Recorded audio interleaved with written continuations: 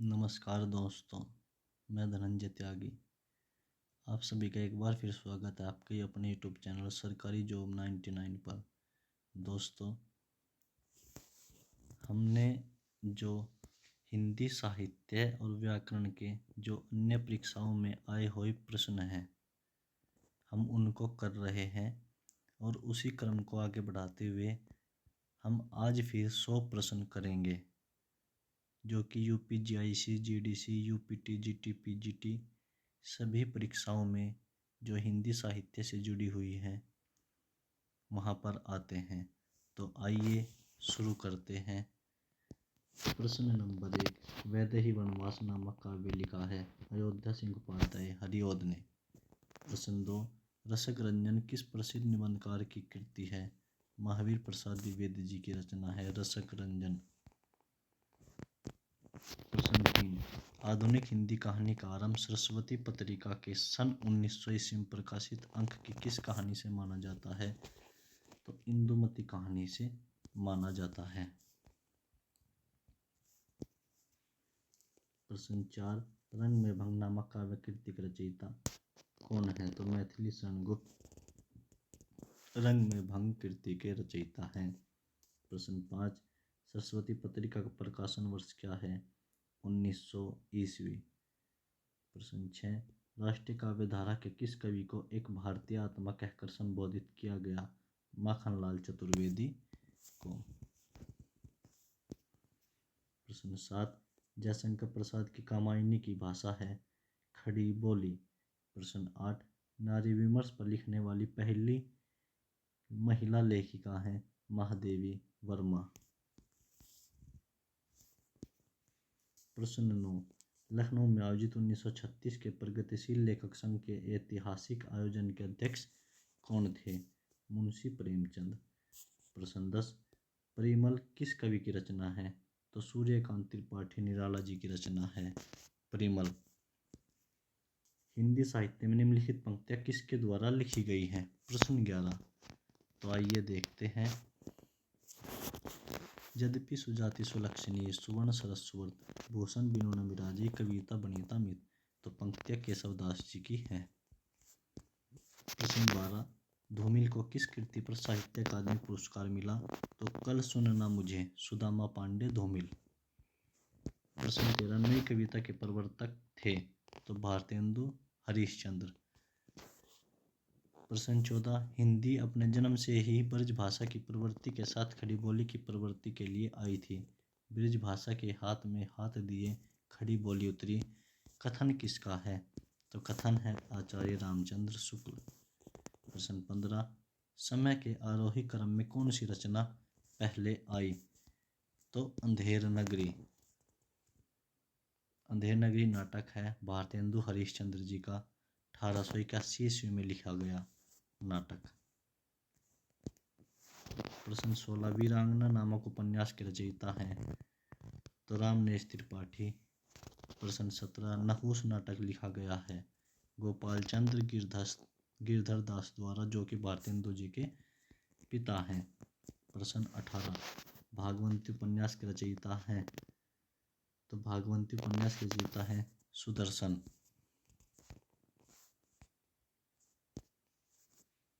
प्रश्न 19, प्रेरणा नामक कहानी किसके द्वारा लिखी गई? तो प्रेमचंद जी के द्वारा लिखी गई। प्रश्न 20, कोणार्क नाटक की रचना किसने की? जगदीश चंद्र माथुर ने कोणार्क नाटक लिखा। प्रश्न 21, हिंदी का प्रथम दुखा नाटक कौन सा है? रणधीर प्रेम मोहिनी लाला श्रीनिवास दास द्वारा लिखा गया। प्रश्न 22, ध्रुवस्वामी नाटक की रचना किसने की? जयशंकर प्रसाद 1933 ईस्वी में ध्रुवस्वामी नाटक की रचना की। प्रश्न 23, विख्यात मार्क्सवादी समीक्षक हैं? रामविलास शर्मा विख्यात मार्क्सवादी समीक्षक हैं। आपका बंटी प्रश्न 24 है, आपका बंटी उपन्यास की लेखिका हैं? तो मन्नू भंडारी आपका बंटी उपन्यास की लेखिका हैं। प्रश्न 25, हरिवंश राय बच्चन की आत्मकथा के कितने भाग प्रकाशित हुए हैं? 4 भाग प्रकाशित हुए हैं। प्रश्न 26, हिंदी में रेखाचित्र के प्रथम रचयिता पंडित पदम सिंह शर्मा की रचना का नाम है? पद्म पराग पदम सिंह शर्मा। प्रश्न 27, सही युग्म का चयन कीजिए। तो आखिरी चट्टान तक रचना मोहन राकेश की है। तूफानों के बीच रांगे राघव की रचना है। प्रश्न 28, शब्द की वह शक्ति जिससे वाच्यार्थ प्रकट होता है कहलाती है अभिधा शब्द शक्ति। सही युग्म का चयन कीजिए। तो वैदर्भी में माधुर्य गुण होता है। प्रश्न 30, श्रृंगार रस का स्थायी भाव होता है रति। श्रृंगार रस का स्थायी भाव रति। प्रश्न 31, अनुभाव के दो भेद होते हैं। तो कायिक और सात्विक अनुभाव के दो भेद होते हैं। प्रश्न 32, अनुष्टुप है एक छंद। अनुष्टुप एक छंद है। प्रश्न 33, कनक कनकते 100 गुनी मादकता अधिकाई में कौन सा अलंकार है? यमक अलंकार। प्रश्न 34, सखी नील नभस्सर से निकला यह हंस आह तिरता तिरता, अब तारक मौक्तिक शेष नहीं निकला जिनको चरता चरता में रूपक अलंकार का कौन सा परिकार प्रयुक्त हुआ है? तो सांग रूपक अलंकार। प्रश्न 35, लंबोदर उदाहरण है। तो लंबा है उदर जिसका अर्थात भगवान गणेश, तो ये बहुव्रीहि समास का उदाहरण है। प्रश्न 36, चैन की बंसी बजाना का अर्थ है मौज करना। प्रश्न 37, इन युग्मों में से कौन सा युग्म सही नहीं है? तो राम लक्ष्मणों अवयव भाव समास। राम लक्ष्मण में द्वंद्व समास है। प्रश्न 38, आजन्म शब्द में समास है अवयव भाव समास। प्रश्न 39, उदित हुए गिरिमंच पर रघुवर बाल पतंग, बिकसे संत हर्ष सरोज हर्षे लोचन भृंग, तो इसमें अलंकार है रूपक अलंकार। प्रश्न 40, विस्मय आश्चर्य किस रस का स्थायी भाव होता है? अद्भुत रस का स्थायी भाव विस्मय या आश्चर्य होता है।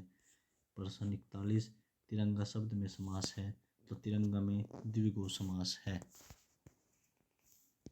प्रश्न 42, जो तुम्हारे अनुशासन पावो, कंदुक इ ब्रह्मांड उठाओ, कांचो घट डारो फोरी, राकों में मुलक जिमि तोरी, पंक्तियों में रस है रौद्र रस।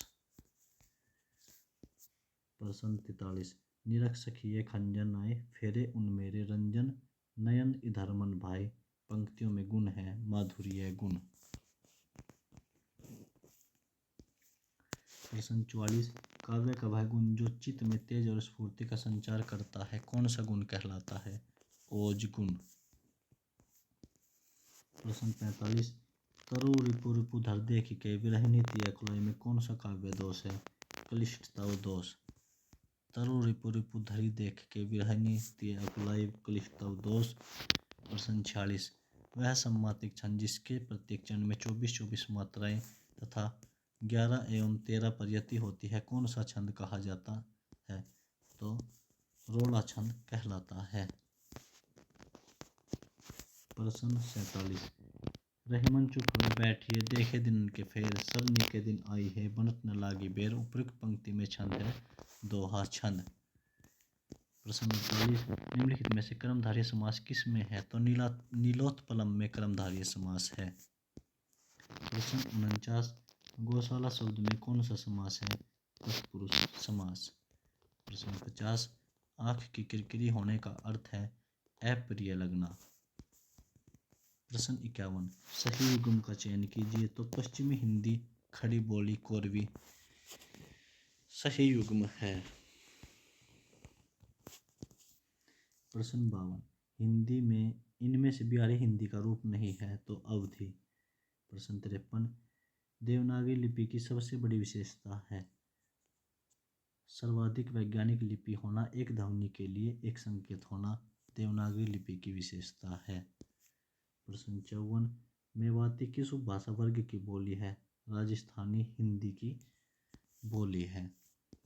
प्रश्न 55, पश्चिमी हिंदी के अंतर्गत कौन सी भाषा नहीं आती? बघेली पश्चिमी हिंदी के अंतर्गत नहीं आती। प्रश्न 56, आलपिन गमला किस विदेशी भाषा के शब्द हैं? तो आलपिन और गमला पुर्तगाली भाषा के शब्द हैं। प्रश्न 57, हिंदी की श ध्वनि है मूर्ध हिंदी की स ध्वनि तालव्य है। हिंदी की स ध्वनि तालव्य ध्वनि है। आप ध्यान देंगे, तालव्य ध्वनि है से। प्रश्न 58, सही कथन का चयन कीजिए। यह और वह ध्वनियाँ अर्धस्वर कहलाती हैं। प्रश्न 59, कर्म कारक के लिए प्रयुक्त होने वाला चिन्ह क्या है? तो कर्म कारक के लिए को प्रयुक्त चिन्ह है को। प्रश्न 60, राष्ट्र की भाववाचक संज्ञा है राष्ट्रीयता। प्रश्न 61, उत्साह शब्द का विशेषण है उत्साहित। प्रश्न 62, रचना के आधार पर वाक्य के भेद होते हैं। तो रचना के आधार पर वाक्य के भेद है 3, सरल वाक्य, संयुक्त वाक्य और मिश्र वाक्य। प्रश्न 63, शुद्ध वाक्य चुनिए। मुरझाया हुआ फूल वर्षा की फुहार से अभिसिंचित होकर पुनः खिल उठा। प्रश्न 64, इनमें से किस शब्द के पर्यायवाची गलत है? तो सूर्य, दिवस या मासा ये गलत है। कमल, जलज, पंकज, सरोज, पुष्प का कुसुम, फूल सुमुन और सरस्वती, गिरा, भारती, वाणी पर्यायवाची शब्द हैं। प्रश्न 65, अपव्यय शब्द का विलोम है मितव्यय। प्रश्न 66, अभिज्ञ शब्द का विलोम है अनभिज्ञ। प्रश्न 67, अलौकिक का शुद्ध शब्द है अलौकिक। प्रश्न 68, अतिथि का पर्यायवाची है आगंतुक। प्रश्न 69, मोहन से चला नहीं जाता वाक्य में कौन सा वाच्य है? तो भाववाच्य है। प्रश्न 70, आज के गणित के अध्यापक ने कक्षा नहीं ली वाक्य में अर्थ के आधार पर वाक्य है। तो निषेधवाचक वाक्य। प्रश्न 71, निम्नलिखित में से कौन सा शब्द पताका का पर्यायवाची नहीं है? प्रस्तर पताका का पर्यायवाची नहीं है। प्रश्न 72, जिसमें धैर्य न हो के लिए एक शब्द है अधीर। प्रश्न 73, आवरण शब्द का विलोम है अनावरण। प्रश्न 74, निम्नलिखित शब्दों में से हनुमान का पर्यायवाची शब्द नहीं है। तो राम भक्त, पवनसुत, बजरंगबली और कपीश्वर हनुमान जी का पर्यायवाची शब्द है। प्रश्न 75, गमन का विलोम शब्द है आगमन। प्रश्न 76, भाषा की सबसे छोटी इकाई कौन सी है? वर्ण। प्रश्न 77, वर्णमाला किसे कहेंगे? वर्णों के व्यवस्थित समूह को वर्णमाला कहते हैं। प्रश्न 78, निम्नलिखित में से शुद्ध वर्तनी का चयन कीजिए। तो कवयित्री शुद्ध शब्द है। प्रश्न 79, जो पहले कभी न हुआ हो अभूतपूर्व। प्रश्न 80, कान भरना मुहावरे का अर्थ है चुगली करना। प्रश्न 81, सिर उठाना मुहावरे का सही अर्थ है भेद प्रकट करना। भेद प्रकट करना। प्रश्न 82, आडंबर बहुत किंतु वास्तविकता कुछ नहीं के लिए सही लोकोक्ति है ऊंची दुकान फीका पकवान। प्रश्न 83, अन्याय शब्द का संधि विच्छेद होगा अन्य प्लस अन्य। प्रश्न 84, रघुवंशम किसकी रचना है? रघुवंशम कालिदास की रचना है। प्रश्न 85, शिशुपाल वध की रचनाकार कौन है? तो माघ। शिशुपाल वध की रचना माघ ने की है। प्रश्न 86, श्री हर्ष का ग्रंथ है नैषध काव्य। प्रश्न 87, व्यंजन संधि का उदाहरण नहीं है। तो गंगा प्लस उदकम गंगोदकम, जो कि गुण संधि का उदाहरण है। प्रश्न 88, सवत्यस्तु का संधि विच्छेद होगा स्वस्ति प्लस अस्तु सवत्यस्तु। प्रश्न 89, रमा शब्द के रूप की सप्तमी भक्ति के बहुवचन में रूप होगा तो रमासु। प्रश्न 90, अस्मत् शब्द के तृतीय विभक्ति के रूप हैं मया आवाभ्याम अस्माभिः। प्रश्न 91, मार्ग के दोनों तरफ वृक्ष हैं का अनुवाद संस्कृत में है मार्गम उभयतः वृक्षाः सन्ति। प्रश्न 92 महाकवि कालिदास किस अलंकार के लिए प्रसिद्ध हैं? तो उपमा के लिए कालिदास प्रसिद्ध हैं। प्रश्न 93 राम शब्द के षष्ठी एक वचन का रूप है रामस्य।